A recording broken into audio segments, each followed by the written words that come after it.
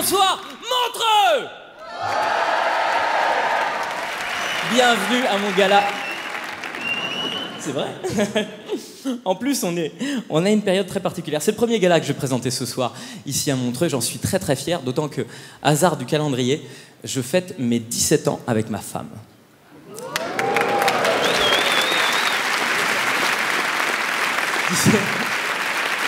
Vous êtes mignons. Vous avez fini par applaudir parce qu'il y en avait d'autres qui applaudissaient, mais j'ai vu, il y a la moitié de la salle qui a fait « ça va aller ?» 17 ans, putain, comment il tient le coup? Il y en a d'autres qui ont fait « mais il a 14 ans !» Ouais, ça fait 17 ans que je suis avec la même femme, et c'est une bonne nouvelle, hein. Non, mais je tiens à le préciser, monsieur. Ouais, elle est cool, elle est vraiment géniale. C'est pas pour rien que ça fait 17 ans que je suis avec elle, c'est que c'est vraiment une femme formidable. Et je déconne, en vrai. C'est vraiment pour juste les femmes en couple de la salle qui font « oh, oh, bah tu vois, bah lui il dit que sa femme elle est formidable. » Avec les mecs à côté, bah peut-être qu'elle l'est vraiment.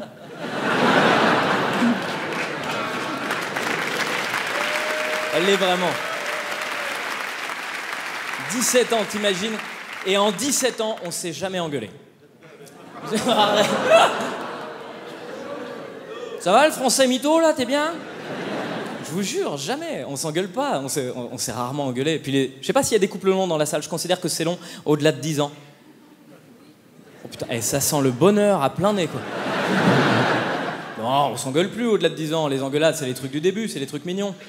Tu veux sortir avec tes potes? Bah écoute, sors avec tes potes. Au-delà de 10 ans, il y a plus ça. Non, t'as trop à perdre. Tu passes directement à la menace de mort. S'il y a une petite engueulade qui décolle, tu te dis est-ce que ça vaut vraiment le coup? C'est dans ta tête, tu fais ah, en même temps je paye que la moitié du loyer. Je t'aime en vrai. Et nous en 17 ans on a un petit peu tout vécu, hein, je vais pas vous mentir, notamment sexuellement. Une période qu'on a appelée tous les deux affectueusement la période de jachère. Très sympa. 4 mois pendant lesquels on n'a eu aucun rapport sexuel. Rien du tout. 2 mois avant la naissance de mon fils, 2 mois après. Rien du tout. 2 mois avant, parce que là, bah, tu touches plus rien. 4,5 kg mon fils à la naissance. Hein. T'imagines la taille du ventre? Je n'avais plus accès à cette personne. Je ne pouvais pas. Elle était énorme. On a essayé en levrette, elle roulait sur le côté. C'était un bordel. C'est vrai. Et 2 mois après, juste parce qu'on était fatigués, j'imagine qu'il y a des parents dans la salle, faut le dire, hein, quand ton bébé est né, c'est terminé. Ah ouais, il dort, tu dors, il dort pas, tu dors quand même. Et c'est-à-dire que tu fais des nuits de 20 minutes. Techniquement, cligner des yeux, ça devient une sieste. Vraiment, tu vois ta femme nue sur un lit, ton fantasme, c'est le lit. Tu vois pas que tu gênes?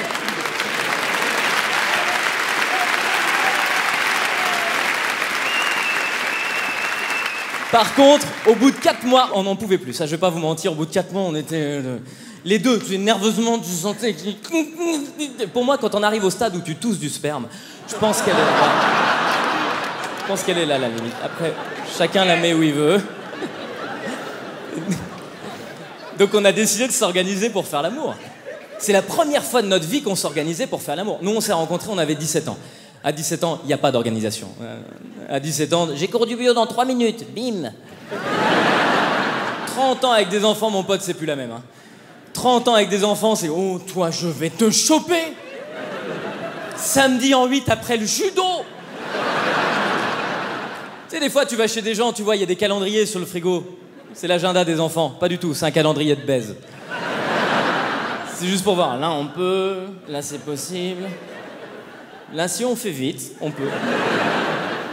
Par contre, on a fait ça bien. Hein. On est arrivé au restaurant. Parce que restaurant, babysitter, grande classe. Le mec qui nous a vu arriver, le serveur, il a fait ah. Je crois que c'était marqué sur notre gueule qu'on avait la dalle. Je vais vous mettre une table à l'écart. J'avais l'impression que tous les clients, ils étaient derrière nous à faire allez, allez, allez, allez. Et je vous jure, ça fait 10 minutes qu'on est assis l'un face à l'autre avec les yeux mais brûlants de désir. Il y a mon téléphone posé sur la table, il vibre. C'est un texto de la babysitter. C'est jamais une bonne nouvelle, soyons clairs. Jamais il y a une babysitter qui a envoyé un « C'est bon, j'ai retrouvé la télécommande, elle était dans les plis du canapé ». C'est pas ça. Non, toi t'as l'impression qu'elle va t'envoyer un message horrible. C'est avec elle, du sang partout, en vidéo « J'ai mangé ton fils ». Ok, c'est ça que tu penses que tu vas recevoir. Eh ben moi, le message, il était pire que ça. Le message, c'était « Il y a un problème ». Sur une échelle de 1 à pute, on la met où exactement? Il y a un problème. Mais quel être humain normalement constitué envoie à des jeunes parents il y a un problème, point. C'est pas une phrase de babysitter, on est d'accord, c'est une phrase de plombier. Là oui, avec un mec le cul à l'air sous ton évier, ah bah là il y a un problème, hein. Oui, mais pas une babysitter, bordel. C'est comme si tu prenais l'avion. Ladies and gentlemen, il y a un problème. Tu peux pas terminer cette phrase ici, il faut que tu la finisses. Il est où le problème? Il manque une laine ou il manque des chips? Quel est le... Ou c'est un Allemand qui pilote? Quel est exactement l'endroit?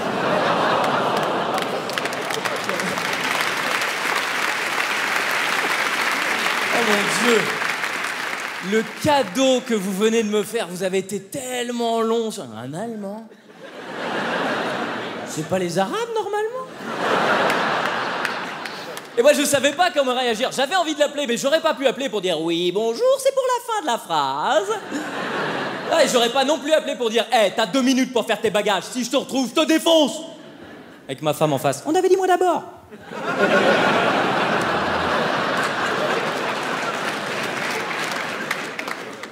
Et finalement, ce jour-là, j'ai eu une vraie réaction de mec. Une vraie réaction de bonhomme. Je sais pas comment vous dire ça. À la base, j'ai bien conscience que je suis pas un mâle alpha. Ça va, ça fait 10 minutes qu'on se parle, on l'a tous vu. Ouais, il y a l'applaudissement de... Moi non plus. On le voit, je suis pas un dominant. Je suis pas le genre de mec, je rentre en soirée, tout le monde fait « Eh... Je sentirais pas la testostérone ?» Ah, je suis pas ce mec-là. Moi, je serais né il y a 3 millions d'années, tu fais « Ah, on lui laisse 5 jours. » C'est un hasard si mes gènes sont arrivés jusque-là. Mais j'ai fait mon deuil de ça. Et ce jour-là, j'ai eu une vraie réaction virile. C'est la réaction de bonhomme, quoi. J'ai pris le portable, j'ai fait « Ah putain, il y a un problème. Ah, va falloir que tu gères. »